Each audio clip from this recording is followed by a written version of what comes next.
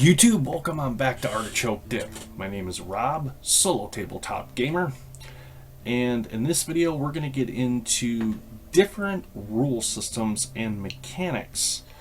And before I do, if you have a favorite beverage, why don't you go ahead and grab that, pour yourself a hot cup, depending on whatever you're drinking.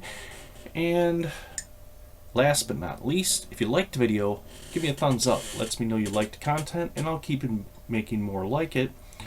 And if you're new here, you just stopped in, welcome. Please don't forget to click that subscribe button, followed by the bell icon. Every time I upload a new video, you'll get a notification so you do not miss one.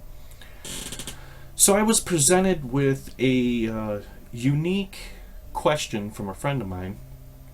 And he's in a unique situation for the fact that the job that he does while data is being transferred, he gets this 20-minute window throughout the day, several times throughout the day, where he can sit in his office and he can play some RPGs solo.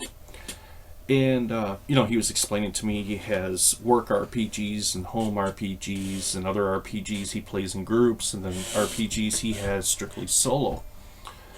And the one thing he asked me, he's like, how do you keep all these different rule sets in your head? How do you go from one game system to the next, to the next, to the next? And so I've kind of been sitting here thinking about that, and like, I never really thought about that too much. It's just one of those things that I sit down and I can get through an RPG book fairly quickly. And I'm going to explain to you how I categorize those in my mind, and maybe it'll help with you, maybe the next time you go to make a purchase, or if you're new to RPGs and you just don't really know where to start out at, this will kind of help with that before you click the purchase button and get something you may not like or you may love. We don't know.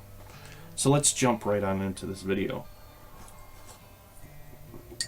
So I have three different systems here that I'm going to use examples for this video. First one being Fantasy Age, Swords and Wizardry, and Runequest. Now these are all game systems that I have played recently within the last few months. And I really do enjoy, and I'm going to break them down and show you how I categorize them in my head and how I remember some of the rule sets and some of the things that I focus on that help me really decide what game I want to play depending on that style of gaming I want to do. So first one I'm going to talk about, which is going to be the most, I'm going to say 9 out of 10 probably gamers out there from the early 2000s moving on. If you've been into the gaming hobby longer than that, then you're familiar pre-D20 system. And if not, then you are just familiar with the D20 system, and that being Swords and Wizardry. The D20 system, by far, is one of the most versatile systems out there in the market, which is why it's so prevalent, which is why we see it everywhere. I apologize for the squeaking chair. I have to oil this thing.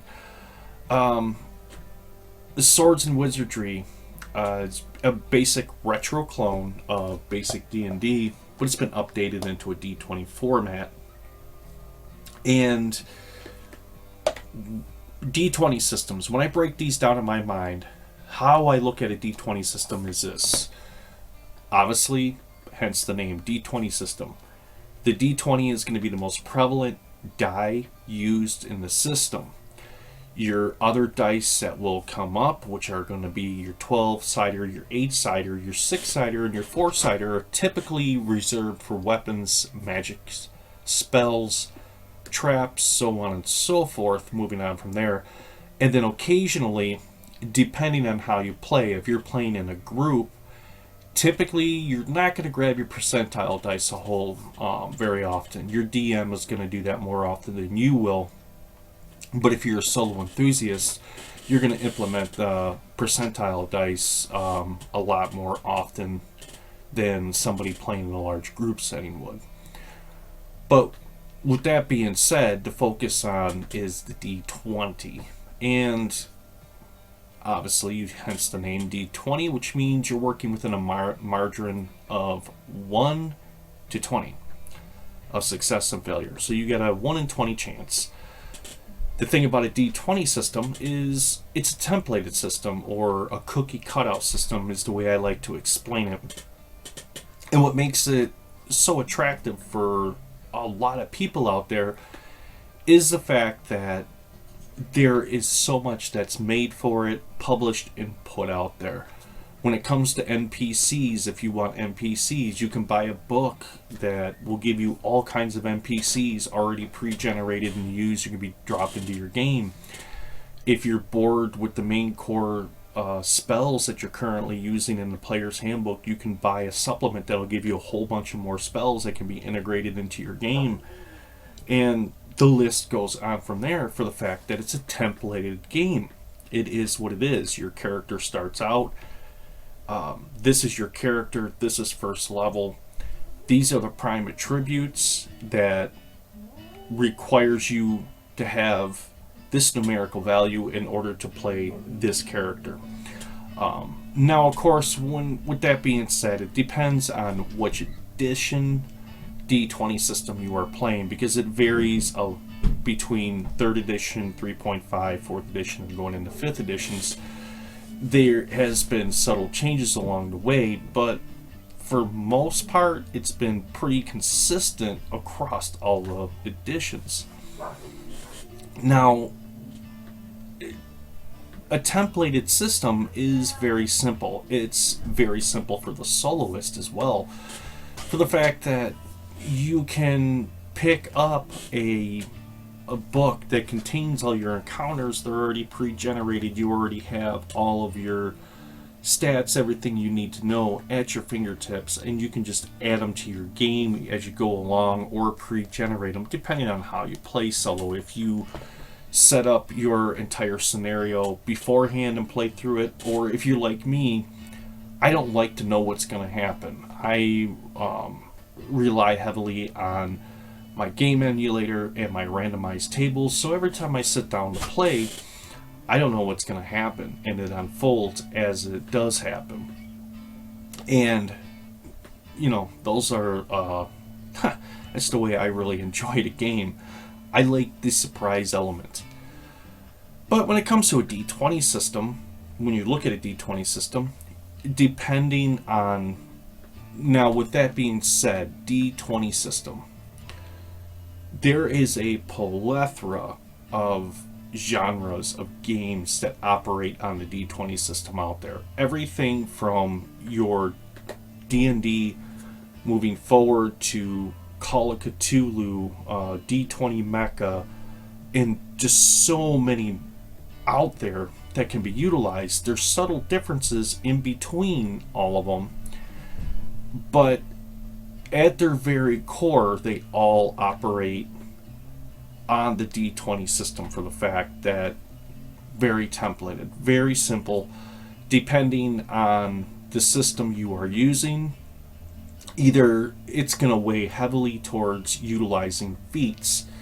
As your character levels, you're going to gain new feats. As you gain feats, it's going to give you bonuses, whether depending on the class that you're using, if it's a magic class, or if it's a melee class, or range class, so on and so forth. Or it could be skills, and your skills at that point are going to help and give you more bonuses. And so a D20 system is like second nature to me. It's a very simple system compared to what it used to be in its early stages. And when I say early stages, I'm going back to basic D&D, advanced D&D, and second edition D&D. where you would have a reference chart that you would use, and you would look at how many hit die your encounters had, and it would have a column on the top where you would locate that, and then you would look at your level of your character, and then you would cross-reference those two, and it would give you a numerical value. It would tell you where you would have to, the number to meet or exceed to hit the armor class of that encounter. But in the modern D20 system, we don't see that. They have scrapped that and got rid of all of that and went with what we have today, which is by far an excellent system. Now, people who like the older versions of D&D and 2nd edition and so on and so forth may disagree with me on that, and they like the older systems better. And you know, that's the thing about gaming. There's so many different types of games out there that at the end of the day, if you're having fun, that's really what matters. Everything else is irrelevant, personally, in my mind. There has been so much bullcrap and just arguments amongst people of different variations of D&D as it has, or the D20 system, I should say, as it has progressed throughout the years from basic AD&D, 2nd AD&D, 3rd edition, 3.5, 4th edition, 5th edition, and moving forward, I don't know if there's a 6th edition that's being planned or not. I have no idea. Anyways,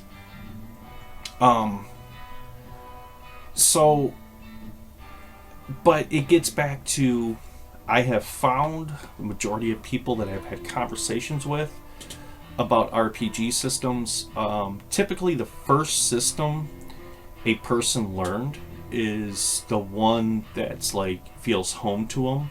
It feels like a safety net, and that's the one they keep gravitating back towards. And it makes sense because they know the system, they're familiar with it, they're familiar with the rule sets, and if you're going to play solo, you're going to have a better idea of how you can at that point detail and what rules you can alter to be able to make it fit for the gaming session that you want to play.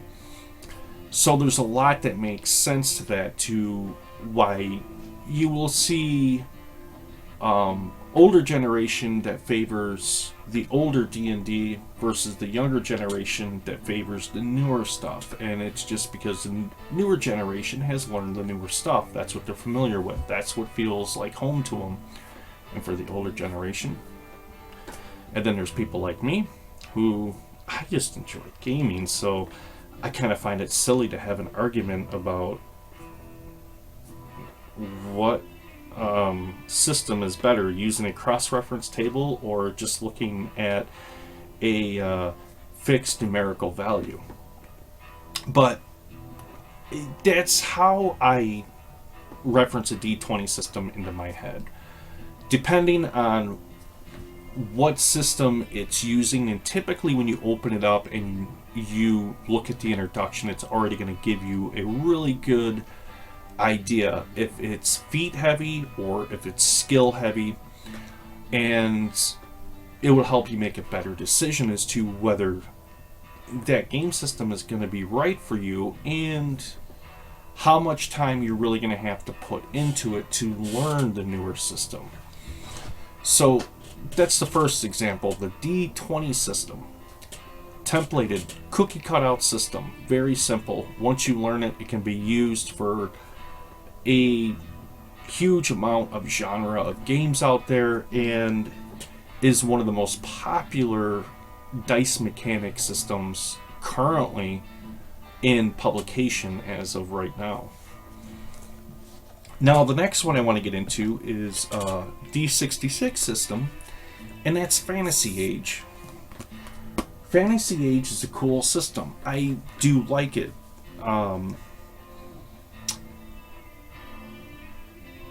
It's a fast-paced game, much like a D20 system. This is a templated system, And of course, you're using your 3d6 to roll and add your bonuses to meet or exceed your target number. The thing, though, about a D66 system that you're going to find, where you have a lot of freedom in a D20 system, and you have a lot of choices to choose from between races and classes and what you choose, and you're going to find in some D66 systems that's going to be a little bit more of a narrow choice that you're going to have. Now, it doesn't mean that the game isn't fun by any stretch of the imagination. It just means that that particular game system is going to be utilizing a more narrow band of classes that are available to you. Now, in Fantasy Age, you have 3 classes opened up to you, and that's the Warrior class, a Magic class, and a Rogue class or Thief class. And for really any type of fantasy gaming, I mean, those 3 classes kind of do cover all the basics of it. And if you even look at D&D, where it started out as you had just a magic user, and then as it progressed, you had a magic user, and then you had a sorcerer, and then you had the cleric, and then it just moved on from there, and they opened up more classes, if you will. At its root, at its core, they're all still kind of clumped into the same, if you think about it. If you were to take a D20 system and you were to take all of those classes and you were to put them into a larger group, you would have a warrior class, you would have a magic using class, and then you would have like a thief or rogue class. But with the D20 system being a templated system, it gives you more variability, and it gives you more freedom to customize to the way that you want to customize it. Fantasy Age, you do have that as well. It's left up to you as far as attributes and everything like that, how to customize your character. And of course, you have all the basic fantasy races available to you as well in this system. But it, like a D20 system, operates much the same. It's templated.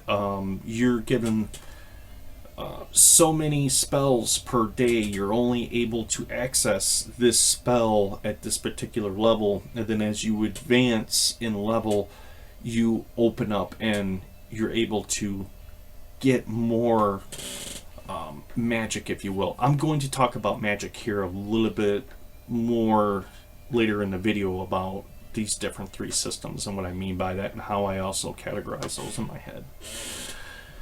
So Fantasy Age is a D66 system. It's very fun. I had a lot of fun with this. I enjoyed it. Compared to a lot of the other systems I played, it does feel a little restrictive at times, but the cool thing is that I do really like about it is it uses age in this particular system, and I always get this acronym screwed up, which is why I have to look at it.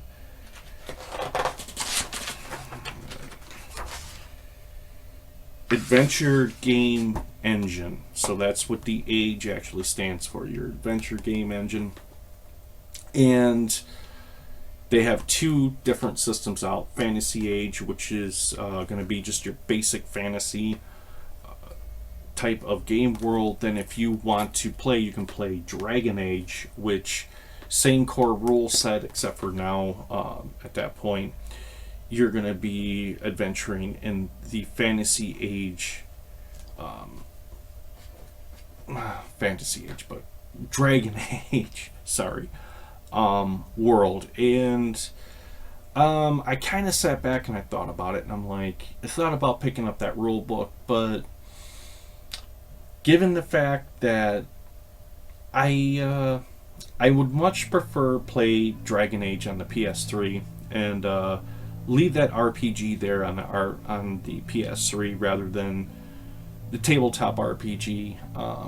Given the fact that playing this game,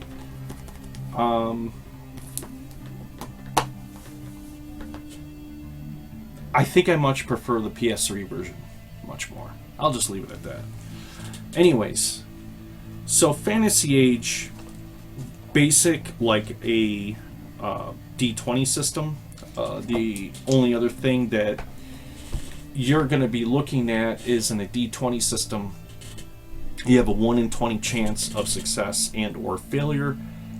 In a D66 system, like this, how this uses, you're using 3d6, so your chance of success or failure is going to be 3 to 18, depending. So you're going to have a smaller margin of success and failure, and it's going to seem more cinematic. It's going to move faster even than a D20 system, and it's going to, if you're looking for a more cinematic type of gaming feel, it will offer that. Now, Runequest. Oh man, I love Runequest. Runequest is quite a unique game. It's a D100 system, so your margin there is huge. 1 to 100. And they're... Let's talk about one of the main differences between a D100 system compared to a D66 system compared to a D20 system. So a D20 system and a D66 system, the higher the number, it's good. The lower the number, it's bad. Whereas if in a D100 system, the lower the number, it's good. The higher the number, it's bad.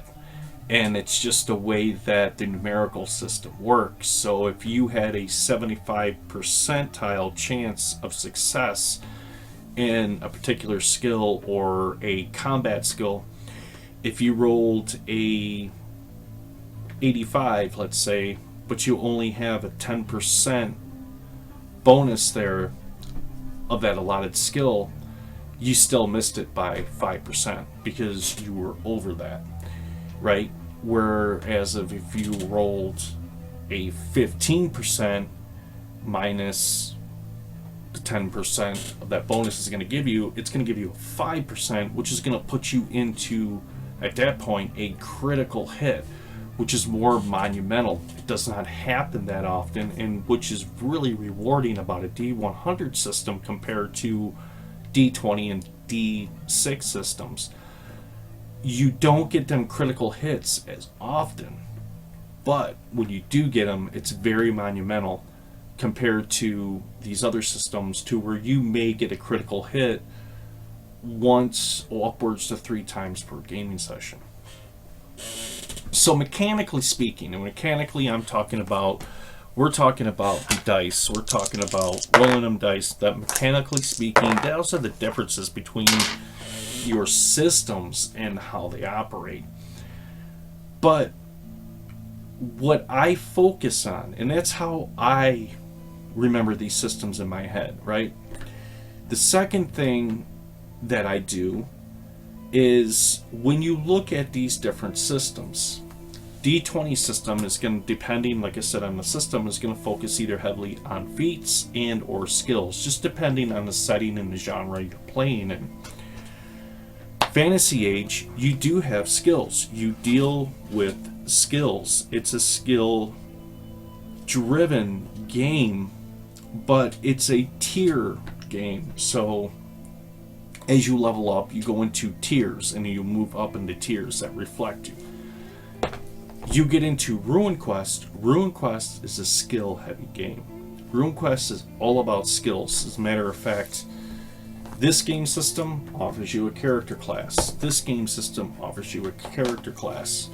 When you get into this game system, you will not find any character classes. They do not exist, which makes your character unique from all other characters is how you play that character, how often you use certain skills, and when you use certain skills and you get a critical success at that point, your skills advance and level up, and at that point you become more proficient in them skills. So over several game sessions you will begin to see these characters take shape, even though they're all individually very unique, but you will associate them as you would in these different systems. As this is a magic class, this is a melee class, this is a range class, this is a stealth or a roguish class right here. But at the end of the day, there is no class. Now, most D100 systems you get into, they are skill heavy, skill driven, and if you enjoy that type of gaming, me, I personally do. I really do like a skill heavy driven game. It gives you a lot of variability. It gives you a lot more options than you're going to get from a templated RPG. Now, from a solo experience, all three of these are excellent games. All three of them are. I enjoyed them all solo, and I personally wouldn't say there was one that was better over the other. But the one thing when I look at different game systems, the one thing that I really commit to memory that I have noticed, and this is a little secret when it comes to tabletop RPGs. Typically, when you open up an RPG book and you look at the layout and the format, what do you have? You have, this is how to create a character. These are attributes. These are the different classes, not classes, but these are the different races that inhabited this fantasy world. And this is how you're going to derive your feats and or your skills based on these attributes. This is how you do battle. This is how you do magic. This is how you determine and how much equipment your character can carry before they're encumbered, and so on and so forth. All RPG systems pretty much operate on that.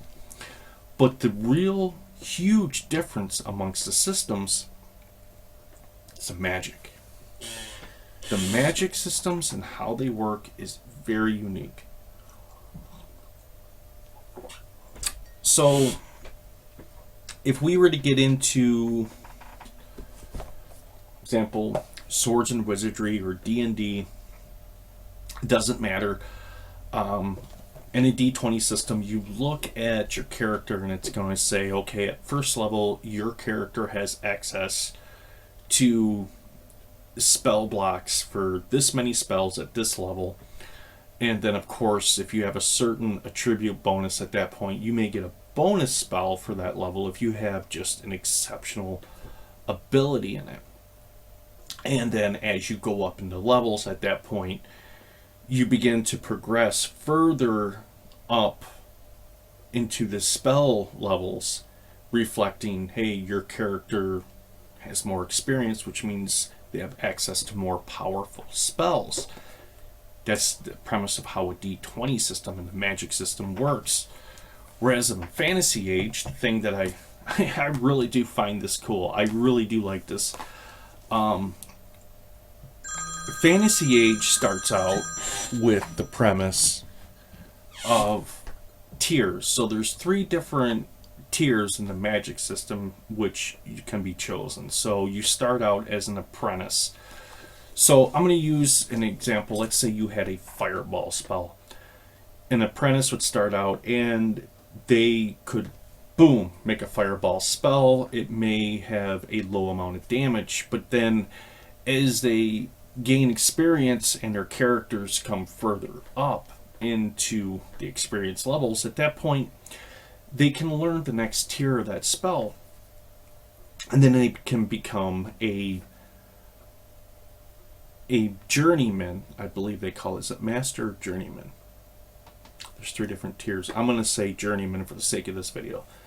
So now at that point, they learn how to focus more energy upon the spell, and now that fireball can do even more damage than it did previously. And as they go higher up into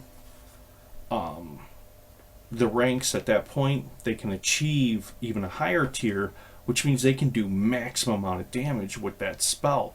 It's all the same spell, it just reflects the character's aptitude in magic, how much knowledge they have learned, and how far they have progressed in their studies to be able to attain different levels of magic.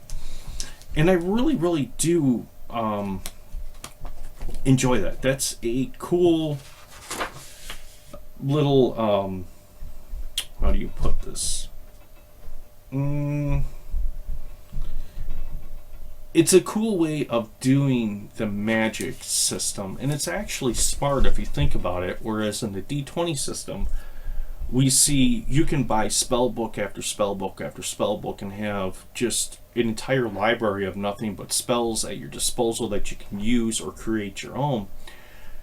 Whereas if this is going at the angle of this is the magic known in this world, but given the fact that you have only achieved this much mental amplitude, you can only scratch the surface of the power. But as you go on and you learn more and you become more powerful, at that point your spells can become more devastating. That is a really cool way. I really do enjoy that, playing Fantasy Age that way and utilizing that. And it makes for a very interesting game session as well. It kind of it breaks the mold from a D20 system to where, hey, at first level there's these 8 spells and you can pick one. Whereas in Fantasy Age, when you create that magic class at that point, all these spells are opened up to you. It's not limited to by level. You can pick any single one that you want, but you're only going to be able to achieve the first tier in that spell. Now, the third one is Runequest. Runequest, man, magic is quite unique. Runequest, hence its name, runes hold a lot of power within this world, and you have rune priests who oversee the rune magic, and in order to learn magic you have to first be a member of a cult, and once you are a member of that cult you may have to carry out some specific demands, or maybe do some jobs for that cult that they want done, and at the end of the day you still have to cough up enough silver to be able to pay them the money to learn this spell. But once you learn the spell, you have the spell. And of course there's a lot more that goes into it than that, but at its basic core, that's how it operates. And that's the one thing, me personally, when I was posed with this question, how do you remember these different rule sets, that's how I categorize them in my head. I mean, if you think about it, most RPG systems, combat is pretty much the same. You got to be adjacent to an encounter in order to perform a melee action. Ranged, you have a certain amount of measurement on whether you're using miniatures actually on an open game table, or you're utilizing a system. Good example is like Borderlands 2, where it's going to say you're close or you're near or you're far from that particular target. You get the gist of that. And then of course you have cover that you can hide behind from ranged attacks, so When it comes to combat, combat's going to be pretty much. There's going to be differences, don't get me wrong, amongst game systems, but in the grand scheme of things, they're going to be subtle from one another. And now, with that being said, that just gets into the mechanics of the system. Melee, ranged, magic, whatever. Some game systems offer more cinematic value, while others offer more of a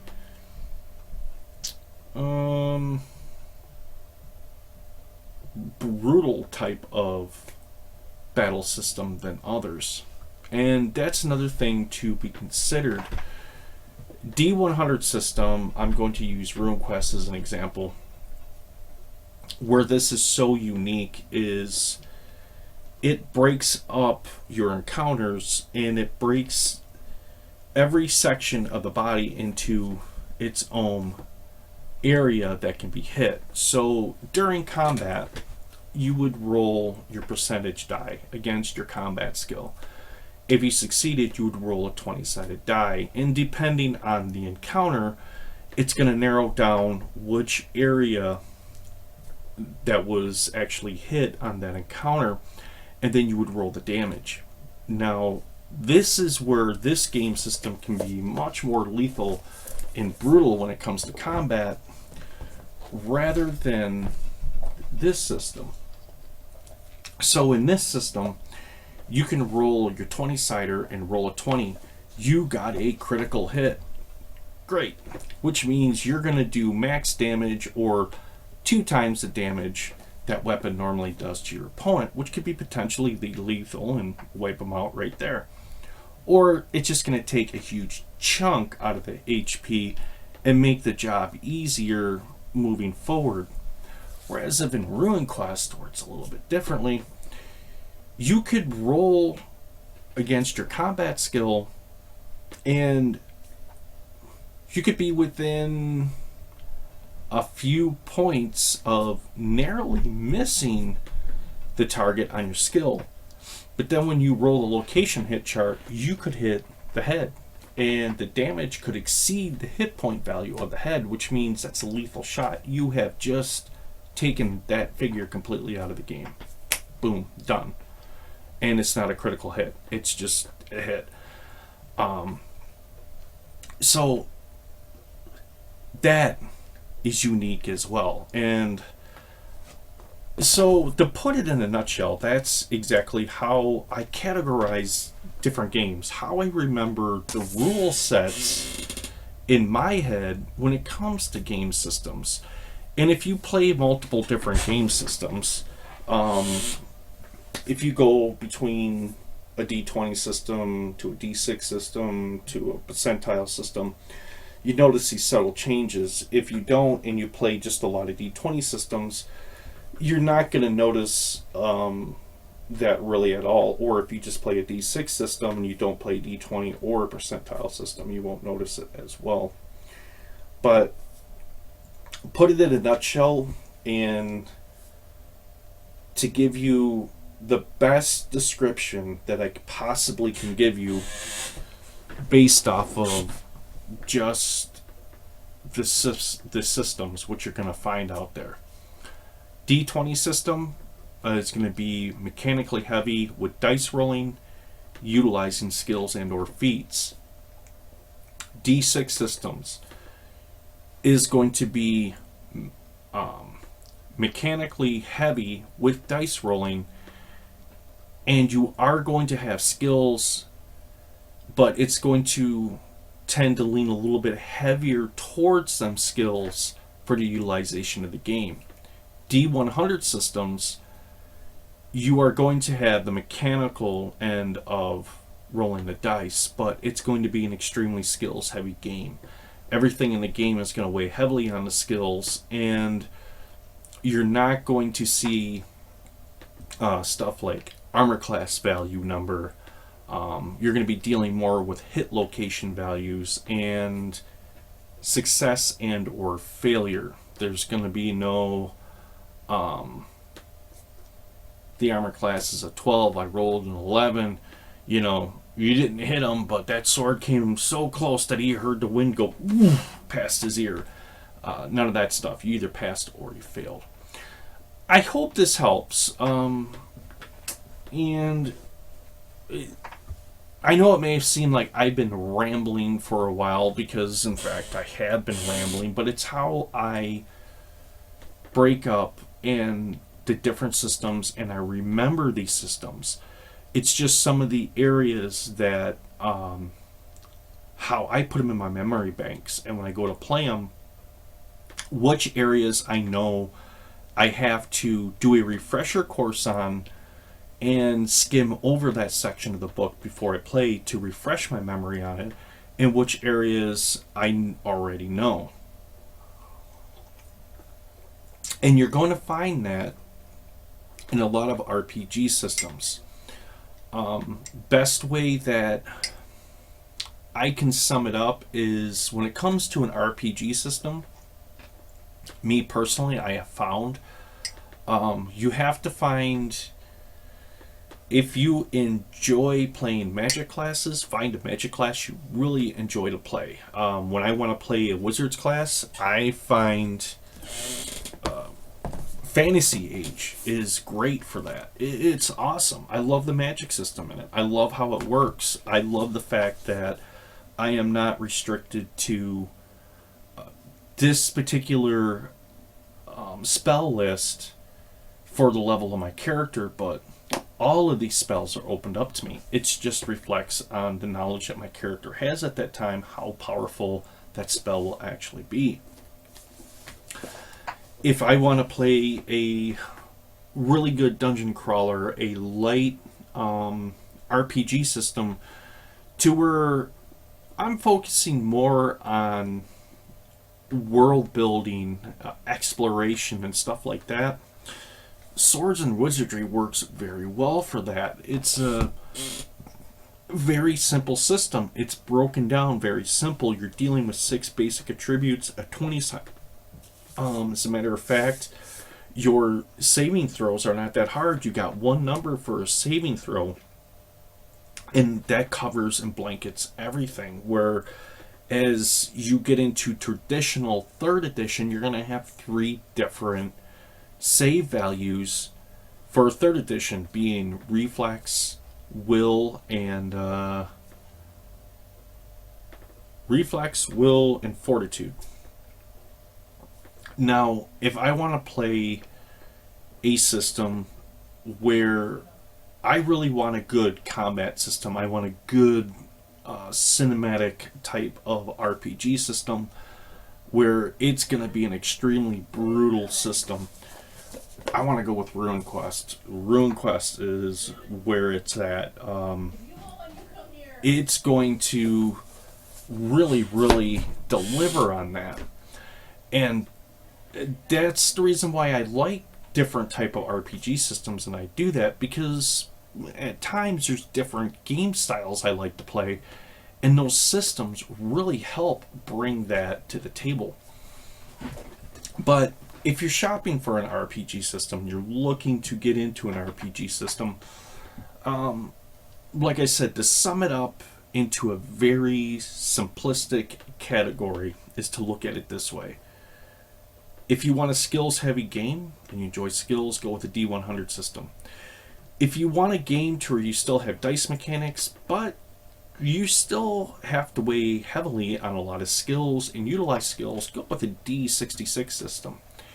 And if you want more of a faster paced, let's kick the door in and just kill everything in here and loot everything, go with a D20 system you're going to find. Now, with that being said, doesn't mean it's that simple, but the overall gameplay and the feel of the game will deliver that for you.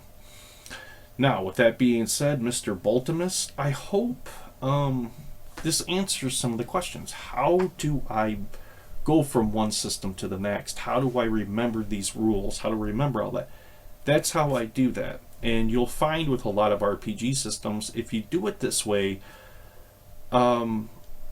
you are going to find not only is it easier to pick up an RPG book and learn that system quicker and get it out to your table quicker, but also in the same sense, you're going to be able to make a more informed decision when you go to buy an RPG, because instead of getting drawn in by the flashy art cover, you're more so going to look at the description of the game, and you're going to start looking at it and you're going to be like, okay, all right, that's a D20 system. Okay, well, let's see what this is really about. A lot of times you will find out as you go through it, how do we put this? Sometimes when you hear things are too good to be true, they normally are, you'll find that'll be true. And it'll help you weed out the good RPG systems out there compared to a lot of the stuff that's just dominating the market today that is just quite literally reprints branded with a different name and some different art covered on it and just thrown back out there and recycled into the market just to make more money. So it'll help you with essentially not buying the same system twice, if you will. And I spoke about this in other videos of mine when it comes to retro clones, what to look for. And what I mean by that is I have a couple different retro clone systems that I have used over the years. Labyrinth Lord is excellent. Basic Fantasy is a really good system, but it's more of a modern D20 system that tries to have an old school feel. And so far, out of these three systems in which I have played, compared to the actual original TSR, basic D&D, and advanced D&D, that I have found to be really capture it and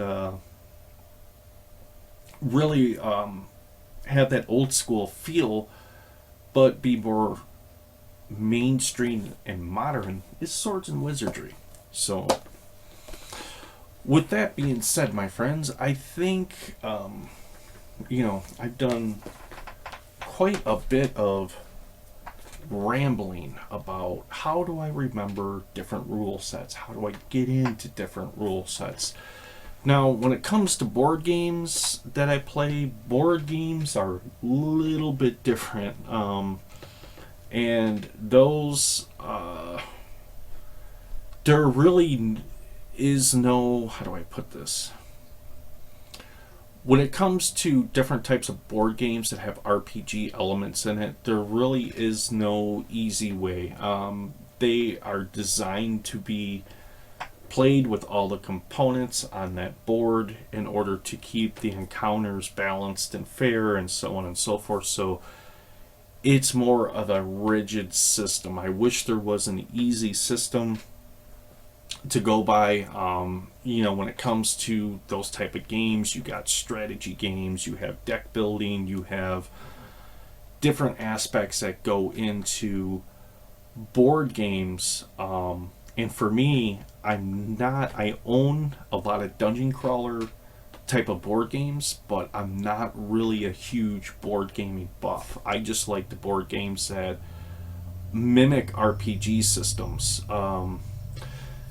To name a few, Swords and Sorcery is a good one. But if I had my choice between Swords and Sorcery and Descent, I would choose Descent. If I was to get into the Undercity versus War of the Ring, I would choose War of the Ring every time. If I had a decision between Heroescape or Hero Quest, it would be Heroescape because I like the miniature battle. And, the list goes on from there. But, so, sorry, Mr. Boltiss, I wish I had a more black and white definition that I could give you for board games, but I really don't. Board games are board games. They, unless you get into something like the Wizards of the Coast D20 systems, like the Legend of Drizzt, Castle Ravenloft, the Wrath of Asherlon, the Temple of Elemental Evil, to where you're utilizing a very watered down version of D&D with a miniature. Basically, you're utilizing the original 3rd edition miniature skirmish rules that have, at that point,